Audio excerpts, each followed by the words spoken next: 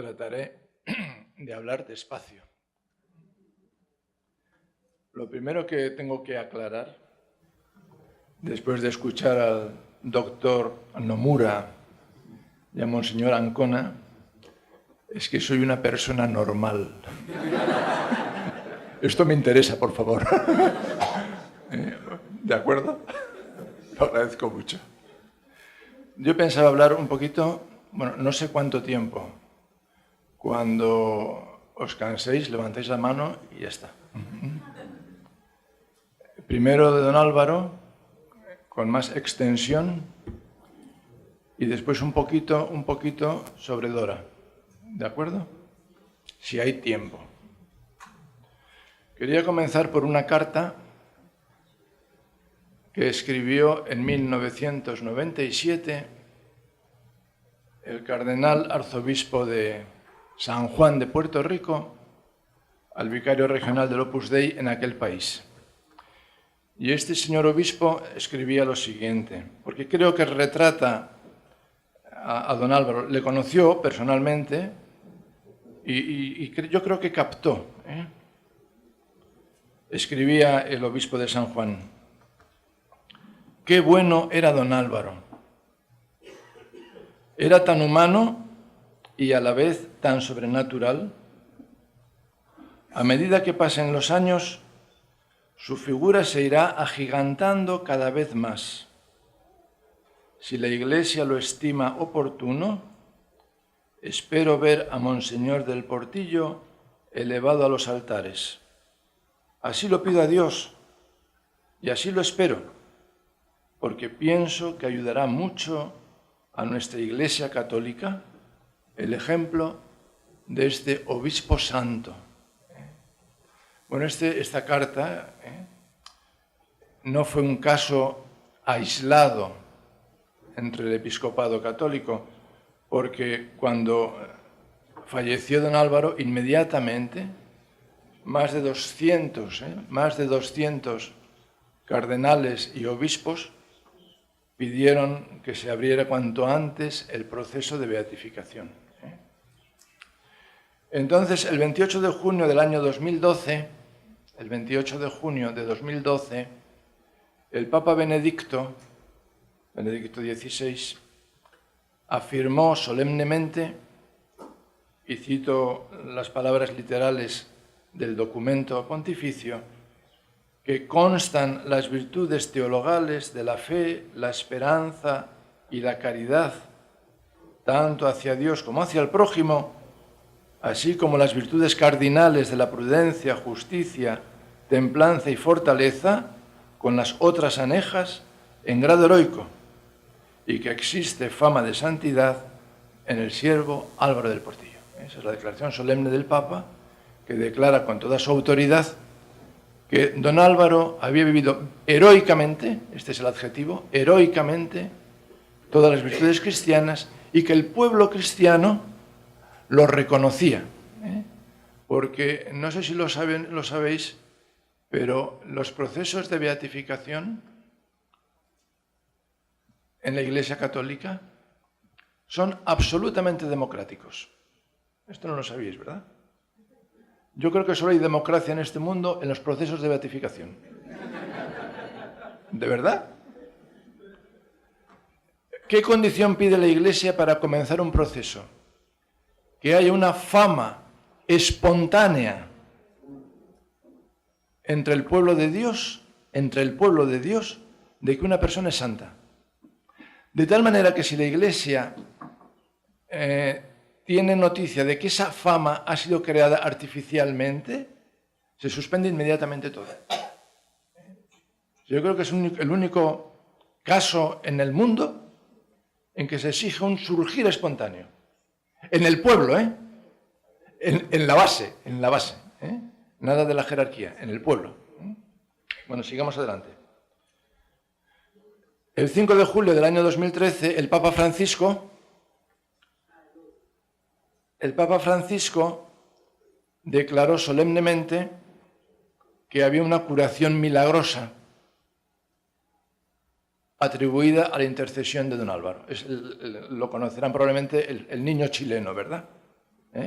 La criatura chilena. Bien, esto como presupuesto. Pasemos ahora un poquito a ver qué es lo que la Santa Sede ha subrayado al declarar las virtudes heroicas, qué es lo que ha subrayado en la personalidad de don Álvaro del Portillo, ¿de acuerdo? O sea, por así decir, el retrato oficial que da la Santa Sede de este hijo suyo. Evidentemente es un retrato escueto, breve, porque claro, los documentos, yo he escrito 800 páginas en el libro y me he quedado corto. El documento tiene 7 páginas, se ha quedado cortísimo. Pero es la Santa Sede la que habla, ¿de acuerdo? Ese decreto comienza con estas palabras de la Sagrada Escritura: Vir fidelis multum laudabitur. El varón fiel será muy alabado. Y añade inmediatamente que estas palabras, el varón fiel será muy alabado, manifiestan la virtud más característica del obispo Álvaro del Portillo, la fidelidad. A mí me da alegría que en mi libro, con perdón, pero es mío, ¿verdad? Yo puse un hombre fiel antes que la Santa Sede. Modestamente. Bueno, no había que ser muy listo para ponerlo, ¿Cómo era la fidelidad de don Álvaro? ¿Cómo era? El decreto latino, porque estos decretos se escriben en latín, luego se traducen. El decreto latino utiliza un adjetivo que tiene mucho significado. Dice, la fidelidad de don Álvaro era, en latín, inconcusa. Tenemos aquí juristas eminentes. Inconcusa podríamos traducirlo por firme, inquebrantable, inconmovible, indiscutible. Bueno, perdonad que hable tan fuerte, pero es que soy español. Que no, digo, yo es que me voy. Inquebrantable. La fidelidad, ¿os acordáis? San José María lo llamó saxum, roca. Y esa roca, gracias al ejercicio de las virtudes, terminó siendo un diamante purísimo, no una roca cualquiera. Bueno, ¿de acuerdo? Bueno, yo hablo con la pasión del Hijo, lógicamente, claro. ¿Dónde encontramos la raíz de la fidelidad inconcusa de don Álvaro? En el decreto se utiliza una frase de Benedicto XVI, en el decreto, una frase que es preciosa. Decía el Papa Benedicto en una ocasión, en Fátima precisamente, en Fátima: la fidelidad a lo largo del tiempo es el nombre del amor. Qué bonito es esto, ¿verdad? La fidelidad a lo largo del tiempo es el nombre del amor. Esto lo saben todas las personas enamoradas. Nosotros somos personas enamoradas todos. Uno, los casados a sus mujeres, a sus maridos, los sacerdotes y al Señor, a nuestra vocación, claro. Enamorados. Entonces, si miramos la vida de don Álvaro, encontramos en don Álvaro unas condiciones intelectuales verdaderamente sobresalientes. Basta ver el currículum. Ayudante de obras públicas, ingeniero civil de caminos, doctor en historia, en filosofía, rama de historia, doctor en derecho canónico, consultor de no sé cuántas congregaciones vaticanas, publicación de libros, un currículum impresionante. ¿Era muy inteligente? Era inteligentísimo. Tenía un carácter. Don Álvaro tenía una grandísima capacidad de hacer amigos.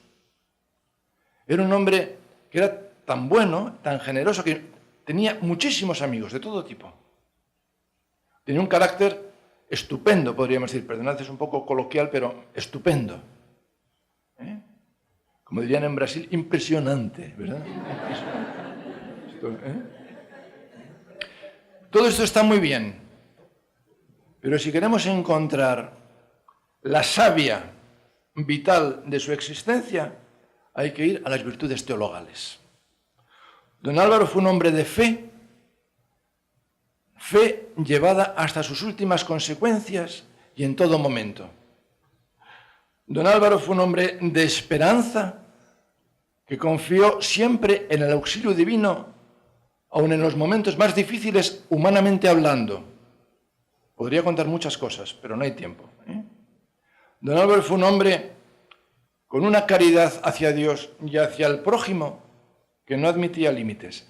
Don Álvaro fue un hombre completamente enamorado, lo mismo que Dora. Y espero que también nosotros, ¿verdad? Lo intentamos, ¿verdad?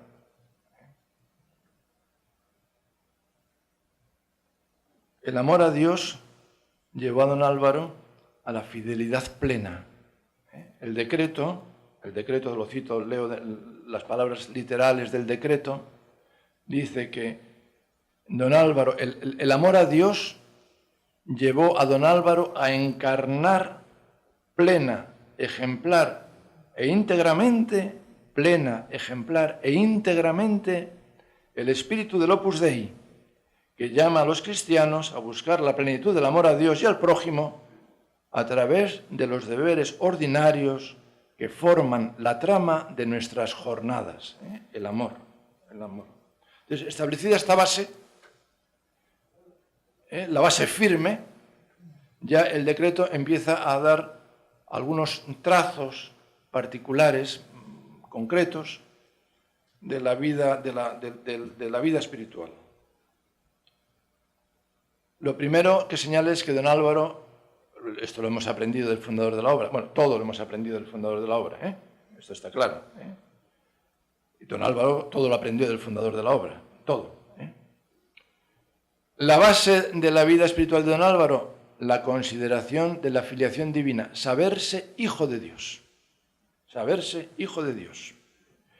Y esa convicción de saberse hijo de Dios le llevaba, teológicamente, diríamos, la filiación divina teológicamente se expresa diciendo que nuestra filiación divina adoptiva es participación de la filiación divina natural de Cristo. Cristo es el Hijo de Dios, natural, la segunda persona de la Trinidad. Nosotros somos hijos de Dios en Cristo. Para ser hijos de Dios plenamente hemos de identificarnos con el Hijo, con Cristo. La identificación con Cristo. Esta identificación con Cristo la buscaba don Álvaro, como todos los cristianos, gracias a la acción del Espíritu Santo, de un modo muy concreto, en la vida de oración, en la devoción eucarística, en el amor a Santa María. Nuestra vida corriente de cristianos, ¿se entiende? Los pobres budistas, allá ellos. ¿De acuerdo? Eucaristía, oración, Eucaristía, Santísima Virgen. Después el documento de la Santa Sede se detiene en un rasgo muy característico de don Álvaro, que es la fortaleza de su carácter. Don Álvaro, luego lo diremos, era un hombre profundamente bondadoso, pero era un hombre profundamente fuerte, recio. En una ocasión yo le escuché a San José María, me impresionó mucho, porque San José María era un hombre que había padecido mucho por Cristo. Tantos dolores físicos, enfermedades, dolores espirituales, persecución. Había padecido muchísimo San José María. Pues yo en una ocasión le escuché decir a San José María que don Álvaro era la persona con más fortaleza ante el dolor que él había conocido. Me dejó impresionadísimo. Pero lo decía un santo, y un santo que conocía muy bien a don Álvaro. Fortaleza. Y después inmediatamente señala que era, literal, hombre de profunda bondad y afabilidad, capaz de transmitir paz y serenidad a las almas.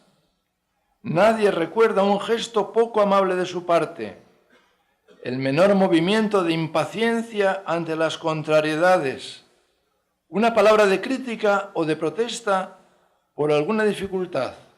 Había aprendido del Señor a perdonar, a rezar por los perseguidores, a abrir sacerdotalmente sus brazos para acoger a todos con una sonrisa y con cristiana comprensión. Es un retrato bien bonito,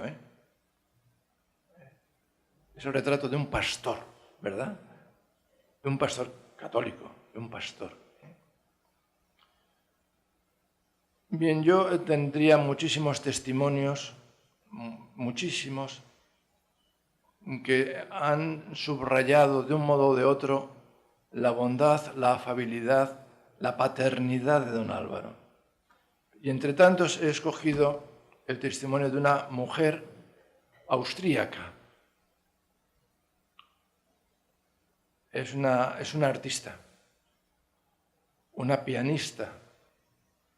Ya se sabe que los artistas tienen una sensibilidad muy particular, ¿verdad? Son gente que percibe cosas que nosotros, mortales comunes, no percibimos. Pues esta persona escribió lo siguiente. Bueno, es una mujer muy buena, estupenda. Bueno, se ve aquí, pero estupenda. Está haciendo en italiano, en Italia diríamos per la cronaca, como noticia, ¿verdad? Está haciendo una labor estupenda en Suecia desde hace muchos años. Y escribía esta señora, esta mujer. Yo soy de carácter natural más bien tímida. Había aprendido quién era don Álvaro, el papel que tenía en el Opus Dei. Y aunque me habían dicho que era como un padre para nosotros, pensé que no me iba a atrever a decirle nada.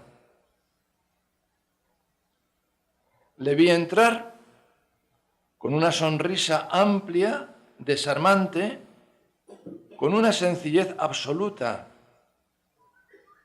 Iba vestido con una sotana negra y una chaqueta de lana negra. Esto es muy femenino, ¿verdad? Acordarse de la chaqueta de lana negra.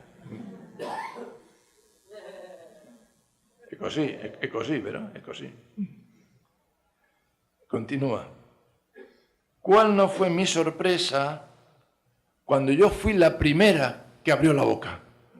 De pronto se encontró hablando. Me miró con inmenso cariño. En su anterior viaje a Austria, le habían dado una lista de chicas, de mujeres, para encomendar. Le dije que yo era una de las que tenía en ese elenco. Me respondió que durante un tiempo él había llevado esa lista en el bolsillo de la sotana, cerca del corazón, para rezar por esos nombres, pero que ahora, como hija suya que ya era, estaba dentro de su corazón. Don Álvaro, ¿verdad? Bueno, los últimos seguimos con el decreto y continuamos con las anécdotas, que es lo que más nos gusta, ¿verdad? Lo que nos gusta son las historias. Estamos de acuerdo, ¿verdad? Estamos de acuerdo. Los últimos rasgos que el decreto de virtudes heroicas señala son el amor a la Iglesia. El amor a la Iglesia, dice el decreto, que se manifestaba en la plena comunión con el romano pontífice y con los obispos. Luego contaré una anécdota referida a esto, ¿de acuerdo? Voy a comentar algunas cositas. Primero sobre la confección del libro. Claro, yo escribí el libro, que me costó mis esfuerzos, como es natural, ¿verdad?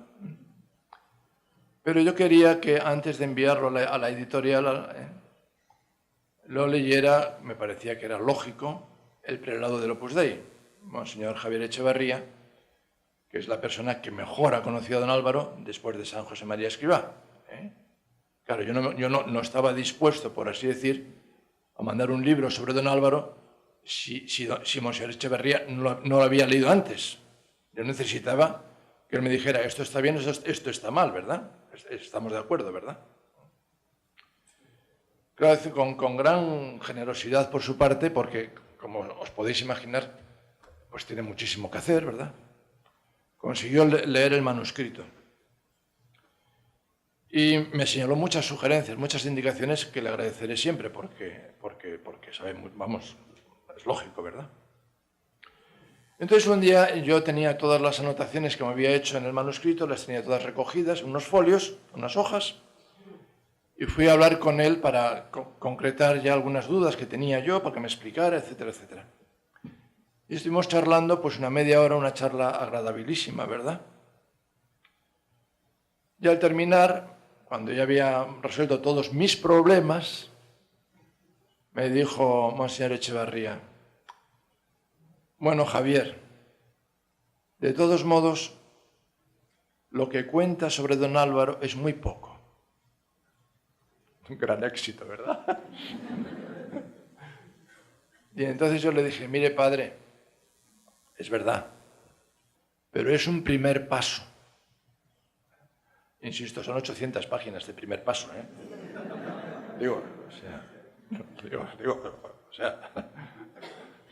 Sí, padre, pero es un primer paso.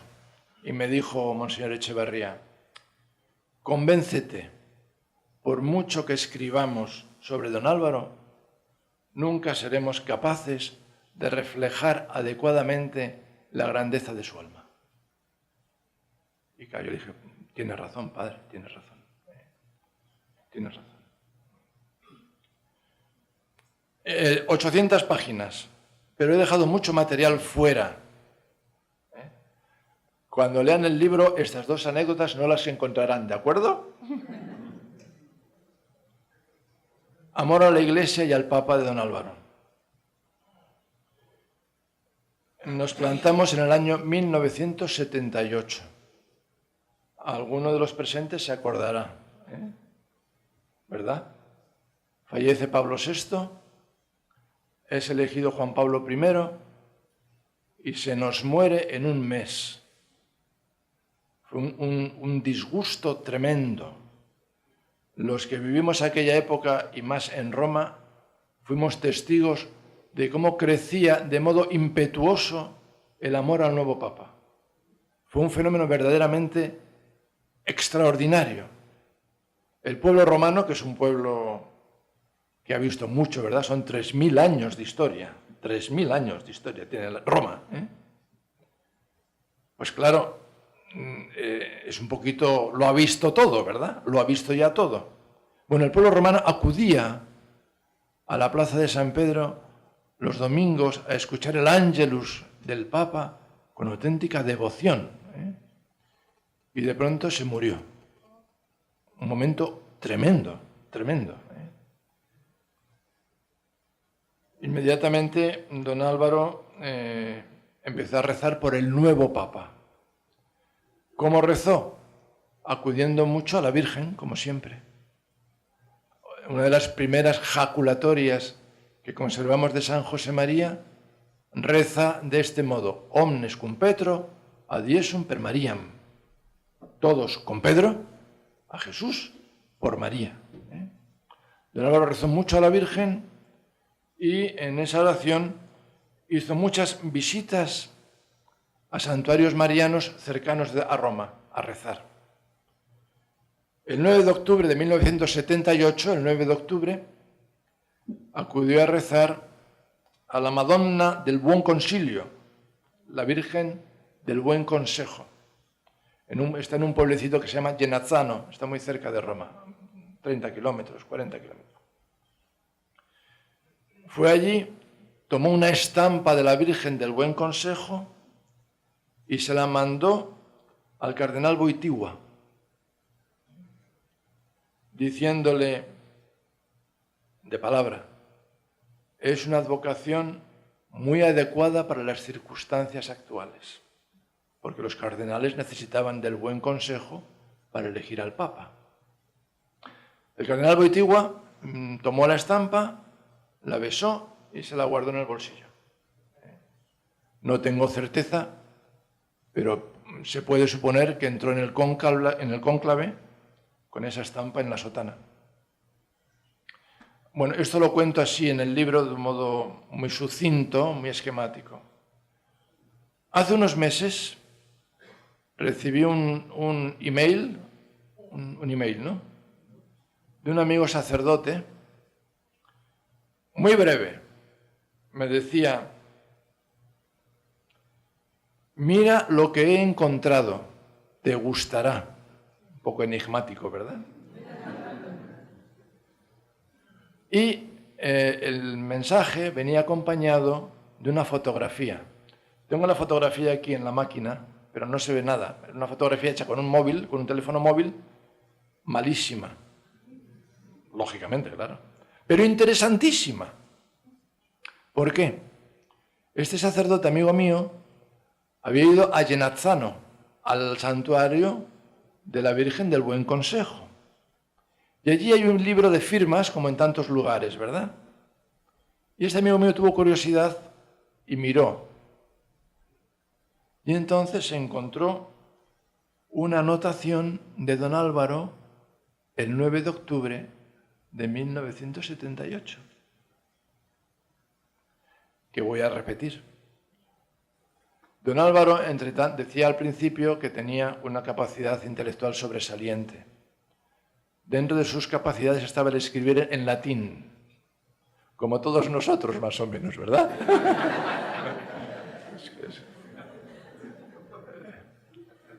Bueno, el texto estaba en latín y dice así. Si alguno tiene curiosidad, se lo enseñaré después. A uno o dos, nada más, porque claro. Escribió don Álvaro, que es interesantísimo. Santa María, luego traduzco, aunque no hace falta, ya lo sé. Santa María, Mater Ecclesiae, ora pro Sancta Ecclesia. Atentos, ut novus summus pontifex sit optimus in manibus tuis. Traduzco. Santa María, Madre de la Iglesia, reza por la Iglesia Santa para que el nuevo sumo pontífice sea óptimo en tus manos. ¿Quién fue el pontífice? Juan Pablo II, ¿verdad? Óptimo, ¿verdad? ¿Y cuál era el lema del Santo Padre? Totus tuus. Totus tuus. Óptimo en tus manos. Yo no digo que sea profeta, ¿verdad? Pero ahí estamos. Ahí estamos.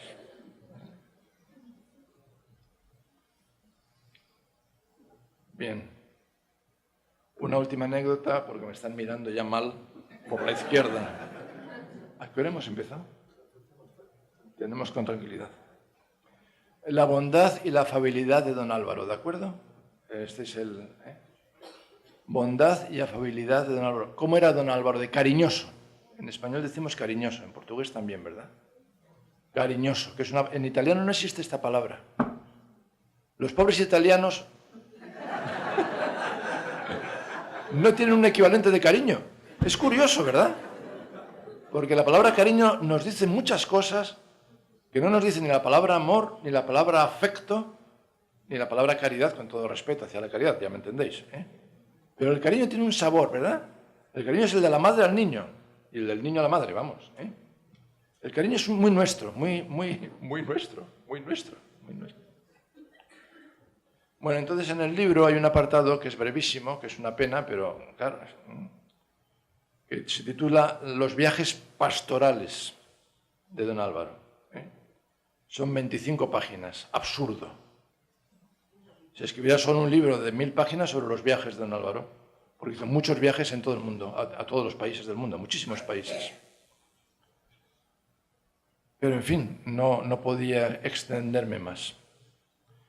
Y comienzo narrando el primer viaje a América de don Álvaro, que fue en el año 1983. Don Álvaro quería ir a México a rezar a la Virgen de Guadalupe para agradecerle la consecución de la solución jurídica definitiva de la obra, la configuración en prelatura personal. Tenía que ir a dar gracias a la Virgen. San José María había estado en el año 70 rezando a la Virgen por la misma intención. Y además don Álvaro quería acudir a Colombia. ¿Por qué? Porque en 1974 San José María había programado un viaje a Colombia que no pudo realizar por la enfermedad. Claro, los fieles de la obra y los amigos de Colombia se quedaron, como es natural, muy tristes porque el padre, nuestro fundador, no había podido ir. Y don Álvaro quería ir cuanto antes a Colombia para rellenar esa falta, ¿verdad? Esa ausencia. Y quería ir a Colombia y fue a Colombia. Cuando llegó a Colombia, en aquellos años Colombia, como sabéis, estaba un poquito revuelta, ¿verdad? La guerrilla, todas aquellas cosas, ¿no? Los cárteles de la droga, todas estas cosas, ¿no? Y entonces los directores de la obra de Colombia juzgaron que era prudente pedir a las autoridades una custodia, unos policías, una custodia, ¿cómo se dice? Una protección, gracias. Una protección policial. Era muy común, no es que fuera una excepción. Era algo muy corriente cuando iba una personalidad a Colombia, era muy frecuente que se ponía esta protección. Las autoridades destinaron un grupo de 8 o 10 policías para acompañar a don Álvaro en sus desplazamientos.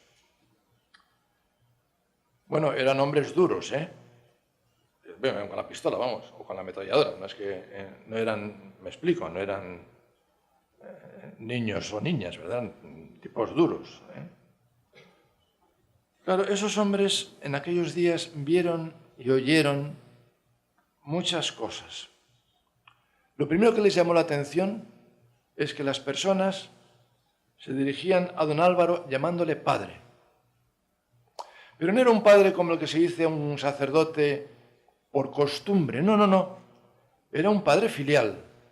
O sea, ellos se dieron cuenta de que las personas de la obra consideraban a don Álvaro como su padre verdaderamente. Que eso les llamó mucho la atención, como es natural, claro. Y vieron, claro, que ese sentido de filiación era correspondido por un sentido de paternidad de don Álvaro. Don Álvaro veía a esas personas como sus hijas y como sus hijos. Entonces, aquello les llamó la atención, pero poco a poco ellos fueron experimentando la paternidad de don Álvaro. ¿Y cómo la experimentaron? Primero porque don Álvaro les daba las gracias, porque don Álvaro les sonreía, porque don Álvaro les trataba con mucho afecto. Pero lo que más les llamó la atención, aquellos hombres duros, graníticos, podríamos decir, graníticos, fue que don Álvaro, a partir de un día, cada mañana, al salir de casa, les entregaba a cada uno de los policías una rosa. ¿Cuándo se ha visto, verdad? Que alguien dé a un policía una rosa.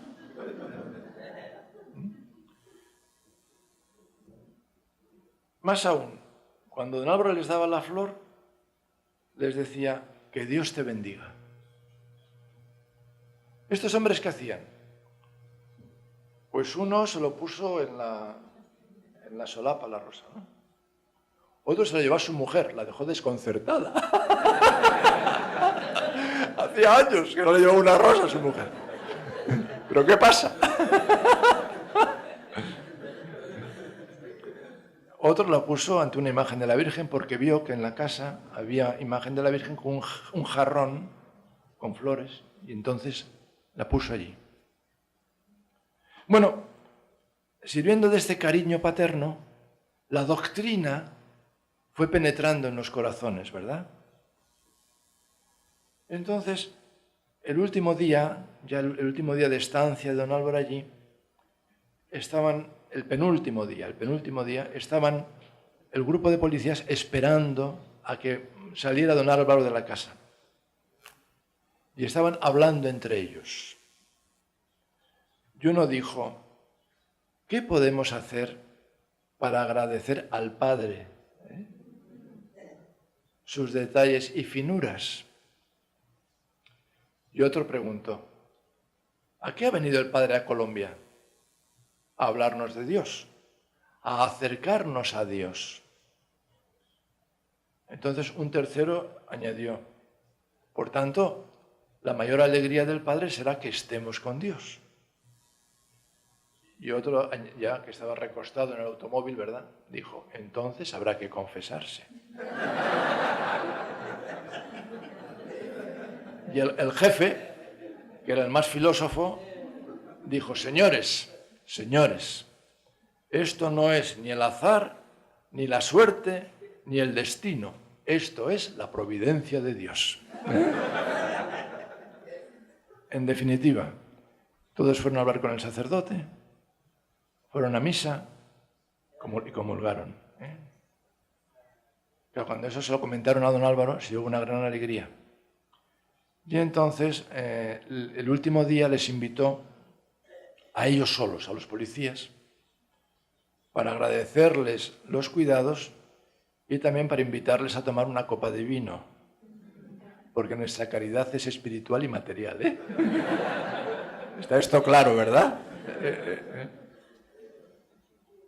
Y entonces don Álvaro, al despedirse de ellos, les dijo lo siguiente.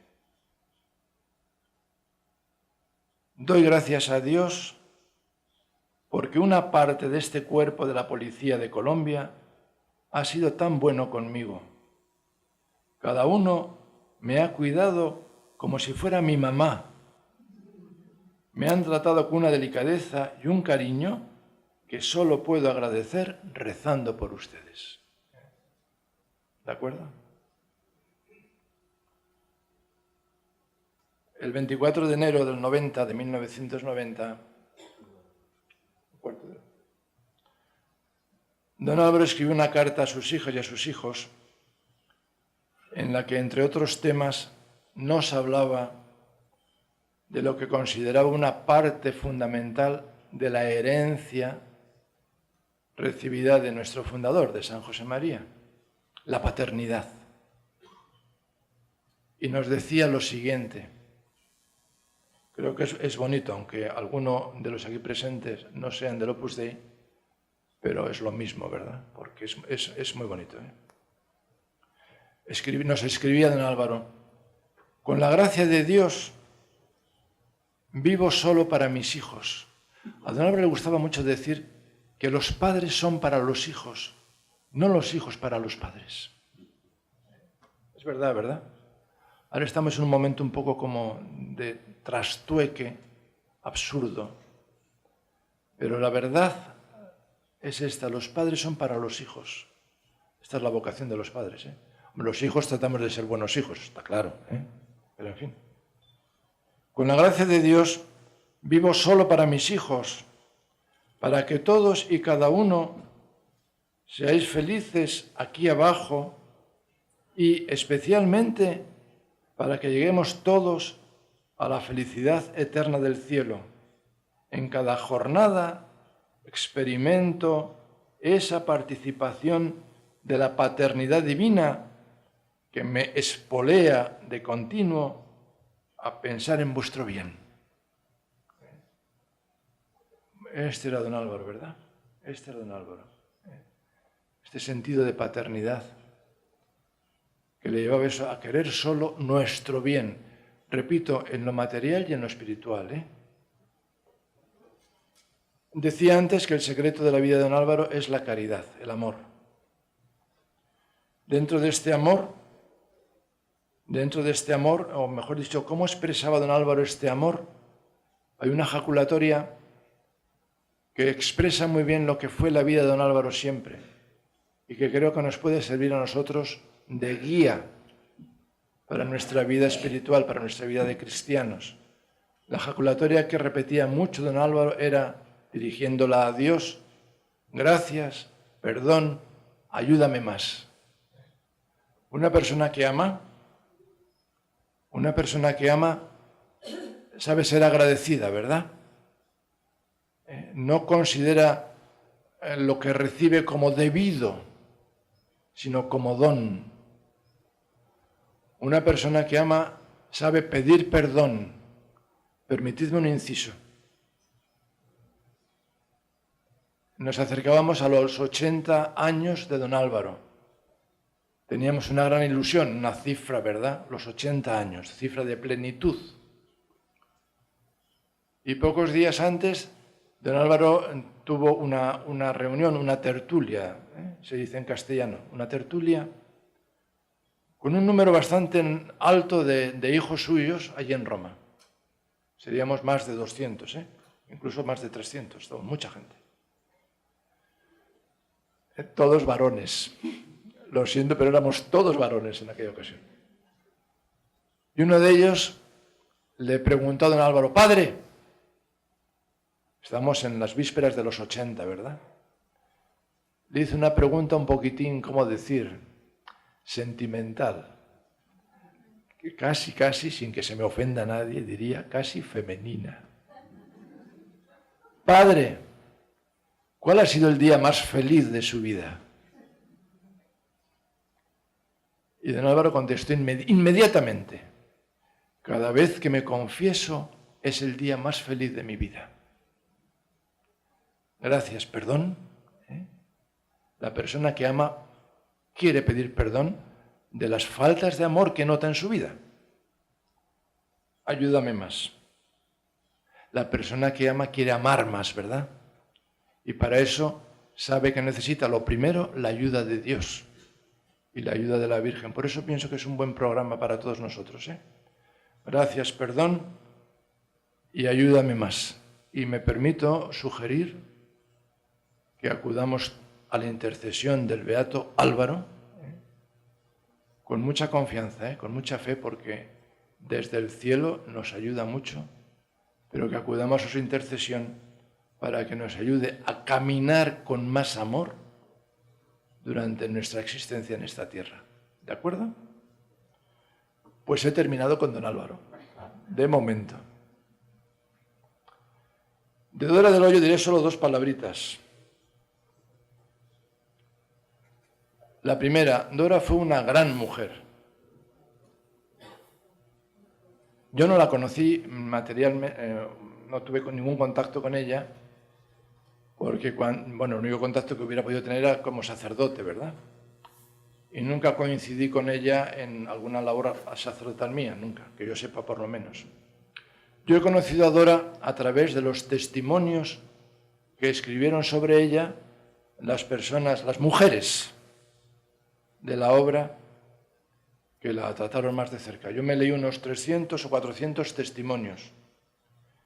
Cuando los leía, hombre, no puedo decir que me iba enamorando porque es una palabra no adecuada, ¿verdad? Digo, evidentemente. Pero me iba entusiasmando, eso sí. Me iba entusiasmando porque una categoría, la de Dora, y sobre todo no, y también la de las mujeres del Opus Dei que escribían.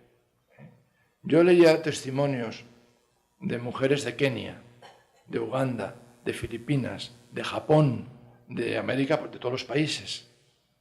Y veía, con perdón, una categoría tal que tenía verdadera envidia. Envidia. Entonces, yo escribí el libro, etc. Es que me quedan 4 minutos. No me salto todo, ¿verdad? Todo. Y entonces escribí el manuscrito. Yo tengo una hermana que es del Opus Dei. Y escribí el manuscrito y dije, vamos a mandárselo a mi hermana. Si no le gusta, lo tiro a la papelera, claro, ¿verdad? Y entonces tengo que decir que mi hermana me hizo el mejor elogio sobre ese librito. Diréis que era mi hermana, de acuerdo. Pero me dijo lo siguiente: al leer el libro he pensado cómo le hubiera gustado a mamá leerlo. Mi madre era una madre de familia, trabajaba en casa cuidándonos a nosotros, ¿no? ¿Cómo le hubiera gustado a mamá leerlo? Dije, está bien. ¿Verdad? No, está bien, ¿verdad? Está bien. Entonces, ¿cuál es la mejor anécdota del libro? No sé cuál es la mejor anécdota del libro. Yo voy a leer la que más me gusta, ¿de acuerdo? Es subjetivo, pero soy yo el que leo. Es un testimonio escrito por una mujer de Nueva Zelanda. Nueva Zelanda. Ella conoció a Dora en Roma, y ella cuenta lo que ella llama las dos despedidas de Dora. Una fue en el año 2000 y otra fue en el 2002. En el 2000 porque ella dejaba ya de vivir en Roma para trasladarse a Australia, donde iba a dedicarse pues, a su trabajo y a hacer apostolado. Y la otra fue en el 2002 porque ella vino a Roma a la beatificación de San José María y pasó a ver a Dora, perdón, canonización, perdón, sí, gracias, de San José María y fue a ver a Dora al centro donde estaba. Dora no había podido participar en la canonización porque el Señor a las personas a las que ama de modo muy particular les manda pequeñas crucecitas, ¿verdad? Y Dora se había roto un dedo de un pie una semana antes y no podía caminar. Vamos, tenía la pierna escayolada, no podía. Entonces esta señorita, se llama Paula Assen, la de Nueva Zelanda. Leo lo que ella escribió, ¿de acuerdo? Y termino, Al despedirme, se refiere al año 2000, cuando ella va a dejar Roma, les dije adiós a todas, incluida Dora. Y la última cosa que me dijo, con un abrazo y un suspiro, fue: bueno, Paula, hasta el cielo. Con esto, claro, se me saltaron las lágrimas, pero sabía que era la verdad y me dio mucha paz. Hasta el cielo se hizo realidad en la tierra en el tiempo de la canonización de nuestro Padre. Fui a ver a Dora el mismo día que ella había vuelto a casa del hospital. Yo no sabía lo que le había pasado hasta que fui allí. Tuve la suerte de verla y pasar una buena hora con ella. Hablamos de varias cosas y le enseñé varias fotos de las alumnas de Kemvale College, que es una labor de ahí de Australia, de la familia, etc. Ella estaba cansada, pero con infinita paciencia escuchó todo lo que le conté. Como mi castellano había empeorado,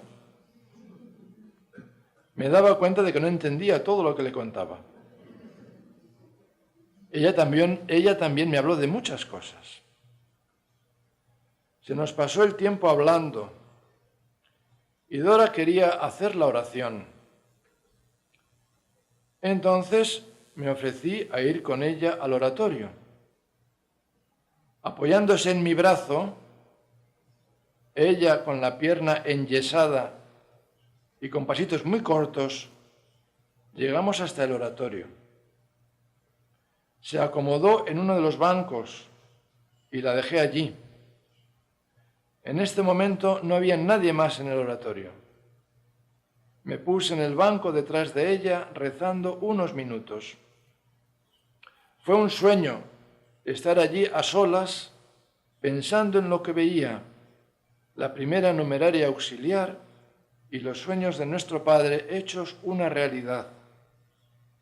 Ahora somos tantas y muchas no han conocido a Dora personalmente. Fueron unos minutos de oración muy intensos y de agradecimiento. Supe que esta sí que sería la última vez que iba a ver a Dora en esta tierra. Me levanté para salir y Dora, nunca lo había hecho anteriormente, me tomó el brazo, me miró con mucho cariño y me dio un beso en la mejilla. No era nada amiga de besos, Dora, Nada. Me miró con mucho cariño y me dio un beso en la mejilla. Yo se lo devolví. Hice la genuflexión, nos dijimos adiós con la mano y salí de allí. Yo tenía los ojos llenos de lágrimas. Esta sí que era la última despedida hasta el cielo. Boa noite. Padre, poderia contar para nós um pouco como está o processo de canonização, em que momento que ele está, como está evoluindo? ¿De Dora o de don Álvaro? Dom Álvaro. Bueno, el proceso Dora, né? es lo mismo. Los procesos de canonización tienen dos fases. Una fase se llama la fase diocesana, que es la parte que se desarrolla en la diócesis donde falleció el siervo o la sierva de Dios, que es el título oficial que se da a las personas, ¿no? Esa fase consiste en la recopilación de todos los testimonios históricos, escritos, recuerdos y, sobre todo, en tomar declaración a personas que hayan conocido al siervo de Dios en las distintas edades de la vida, si es posible, claro, de joven, de adulto, de anciano. ¿Cuántos testigos? Depende de la persona. Hay procesos en que puede haber 40 testigos, otros 60, depende de la importancia, digamos, sociológica. Don Álvaro, 120 testigos, porque ahora es una persona de relieve universal. Dora tendrá menos testigos, 60 testigos. Esa es la primera fase, fase diocesana. Cuando esa fase se ha concluido, se envía toda la documentación recogida a Roma, al Vaticano, quiero decir, a la Santa Sede. La Santa Sede lo primero que hace es asegurarse de que todo lo hecho en la diócesis es conforme a derecho. Una vez que ha hecho eso, que ha dicho está todo bien, hay que hacer una, ¿cómo decirlo?, una especie de tesis doctoral. Eso es lo que hace el postulador. El postulador recoge toda la documentación que han enviado de la diócesis y a partir de esa documentación ha de demostrar que el siervo de Dios ha vivido heroicamente las virtudes por lo que dicen los testimonios. ¿De acuerdo? Prepara ese material como si fuera una tesis doctoral. Yo creo que es lo más parecido a una tesis doctoral. Cuando ha preparado ese material, lo somete al juicio de lo que se llama la consulta de los teólogos. Son 9 teólogos que la Congregación de los Santos encarga que estudien esa positio, se llama la tesis doctoral, en latín la llamamos positio. Posición sobre las virtudes y la fama de santidad. Positio super virtutibus et fama sanctitatis. Si los teólogos juzgan que efectivamente se ha demostrado que vivió las virtudes heroicamente, la positio pasa al estudio de los que se llaman los padres, los consultores, obispos y cardenales. Si los obispos y cardenales juzgan que es adecuado, entonces se pasa al Santo Padre. Y el Santo Padre dictamina, ya con su autoridad apostólica, si efectivamente el siervo de Dios ha vivido heroicamente las virtudes. Es lo que leí antes de Benedicto XVI, ¿os acordáis? Después de que se han dictaminado las virtudes, hay que dictaminar que se ha producido un milagro. El proceso es semejante. Primero, fase diocesana, se manda todo a Roma. En Roma hay un paso más.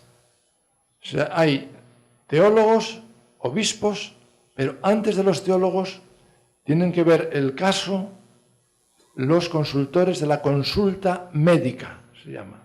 Es decir, un grupo de 7 médicos que tienen que decir que el caso que se les ha pasado para estudio no tiene una explicación científica. Ellos no dicen si es un milagro o no.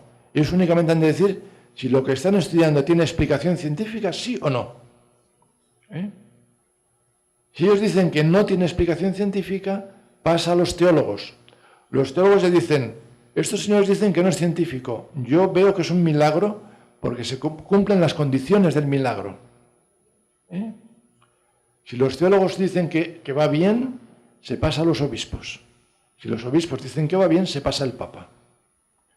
Si el Papa da su bienestar, su visto bueno, ya decreta la fecha de la beatificación.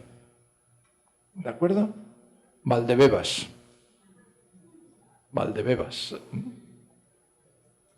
Y ya es beato. ¿Qué significa? Significa que la Iglesia reconoce que esa persona está en el cielo y admite que se le pueda dar culto en lugares determinados. Por supuesto, se puede rezar, eso todo el mundo, faltaría más, ¿no? Pero culto, o sea, se puede celebrar la misa del beato, la misa, se pueden dedicar, poner las reliquias a la veneración pública de los fieles en determinados lugares donde el derecho prevé. Después de la beatificación, si se produce otro milagro más, se pasa a la canonización. La canonización significa fundamentalmente que la Iglesia permite que se dé culto en toda la Iglesia. No solo en unos lugares determinados, sino en toda la Iglesia. Que se puedan dedicar al santo iglesias, capillas, altares, etcétera, etcétera. ¿De acuerdo? O sea, para don Álvaro, para llegar a la canonización, hace falta un nuevo milagro. ¿Ok? Dora está todavía en la fase diocesana. Se está terminando de tomar declaración a los testigos. Cuando se termine esa fase, se llevará toda Roma a la congregación de las causas de los santos y se seguirá el proceso que decía antes para don Álvaro. Hay muchísimos favores de Dora. De Dora. ¿En qué materias? Bueno, hay muchas curaciones, claro. Pero Dora, como os podéis imaginar, es especialista en problemas del hogar. Muchísimos favores. Cuando digo muchísimos, digo que nos llegan del orden de 400 al año. Y eso que la gente, está demostrado que la gente es muy perezosa y no escribe. ¿De acuerdo? Pero llegan muchos. Está muy activa en el cielo, Dora, muy activa, muy activa. Y bueno, la devoción está en todo el mundo, en todo el mundo. ¿De acuerdo? ¿He contestado? Boa noite, Monsenhor Medina. Voy a hablar despacio, pero en portugués. Muy bien. No me lo esperaba. Primeiramente, agradeço por favor. essa visita do senhor, né? Porque é muito bom, muito rico ouvir as histórias de família, né? Nós ouvirmos todas essas coisas maravilhosas que nos atam, né, à história. E eu queria saber, né, o senhor, como o senhor disse, Dom Álvaro também era uma pessoa normal, né, como o senhor. Normal. Dom Álvaro. Normal. Que é um santo, né, e que vai ser canonizado porque venceu os seus defeitos e potencializou as suas virtudes. Mas o que eu gostaria de saber é se o senhor descobriu algum defeito de Dom Álvaro. Sí.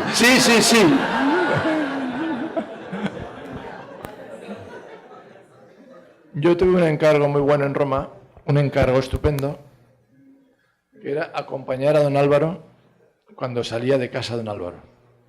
Le acompañaba en el coche. Era un encargo para laicos. En cuanto me ordené de sacerdote, se acabó el encargo. Mi misión era acompañarle y darle conversación. Y yo en aquella época era una persona joven, ¿verdad? Joven, dinámica, etcétera, etcétera. Me gustaba mucho el fútbol. Mucho. Ahora ya me gusta menos porque como Brasil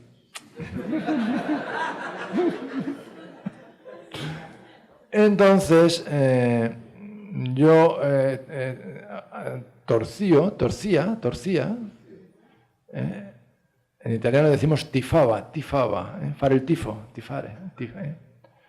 Por un equipo que es un equipo, hombre, no es el equipo más importante de España, ¿verdad? Se llama Athletic Bilbao. No sé qué vienen las risas, o sea, no entiendo las risas, es un equipo de mitad de la clasificación siempre, ¿no? La clasificación, somos un equipo pobre, ¿no? Entonces don Álvaro, en los lunes solía salir con don Álvaro y él cada lunes me preguntaba, ¿qué ha hecho el Athletic? Todos los lunes. Porque sabía que yo lo seguía en la radio, ¿verdad? Porque en aquella época no daban los partidos por la televisión y estas cosas internacionales, no, hay radio, la radio, ¿no? ¿Qué ha hecho el Athletic? Pues mire, don Álvaro. Y un día yo dije, bueno, don Álvaro siempre me pregunta a mí. Voy a preguntarle yo a él de qué equipo es. Y entonces le dije, don Álvaro, perdone, pero usted, ¿de qué equipo es? Y me respondió, bueno, no sigo mucho, pero yo soy del Atlético de Aviación. Y yo le dije, muy bien, vale. Bueno, el Atlético de Aviación era un equipo que había dejado de existir con ese nombre en el año 48. O sea, ni siquiera sabía que había cambiado. Defecto. Perfecto. ¿De acuerdo? Era muy bueno, era muy bueno.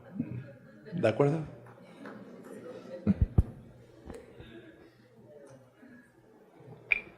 Hola, Monseñor Javier, soy Vanessa y quería preguntarle si hay alguna anécdota fruto del trato personal que usted tuvo con don Álvaro que le venga a la cabeza ahorita. Pues contaré una femenina, ¿verdad? Gracias. De nada. Primero, que hay muchos favores de don Álvaro en torno a la familia y a los hijos, Muchos. Yo no, esto de decir, bueno, los santos son especialistas en... No sé si se puede decir, no lo sé. Pero que don Álvaro concede muchos favores relacionados con la familia, esto lo aseguro, estadísticamente, muchos. O sea que podéis acudir a él para pedirle por vuestras familias, por lo que queráis, pero las familias y los niños pequeños. El niñito de Chile, ¿verdad? ¿Es casualidad? Pues no lo sé. Pero don Álvaro quería mucho a los niños pequeños. Cuando iba a la clínica Pamplona, a la Universidad de Navarra, que iba cada año para que le revisaran, etc. Nada más al llegar, lo primero que hacía era preguntar al director de la clínica, ¿qué enfermos quieres que visite? ¿Qué niños quieres que visite? Porque hay muchos niños con cáncer, cosas de estas duras, ¿no? Iba a ver a los niños y a sus papás. Siempre. Entonces, como decía, yo salía con don Álvaro, ¿verdad? Los lunes íbamos al Vaticano, porque don Álvaro era consultor de la Congregación de la Doctrina de la Fe. Y entonces salíamos de casa, después del desayuno, del café, por la mañana, íbamos hacia el río, ¿verdad? Hacia el río Tíber, y luego ya a la izquierda, a San Pedro, al Vaticano. Y un día salíamos de casa y yo me di cuenta de que don Álvaro, en el puño de la camisa, en el puño, es que este reloj es horrible, en el puño llevaba una manchita de café. Y entonces le dije, don Álvaro, lleva usted una mancha de café en el puño de la camisa. ¿Quiere que volvamos a casa para cambiarse? Y entonces don Álvaro me dijo, no hace falta. Entonces se quitó el ¿cómo se llama esto? ¿El gemelo? Eso. Dio la vuelta al puño, Se volvió a poner eso, ¿verdad? Y me dijo, ¿ves, Javier? Ya no se nota. Y añadió, que es lo importante, esto, como todo, lo he aprendido de nuestro padre.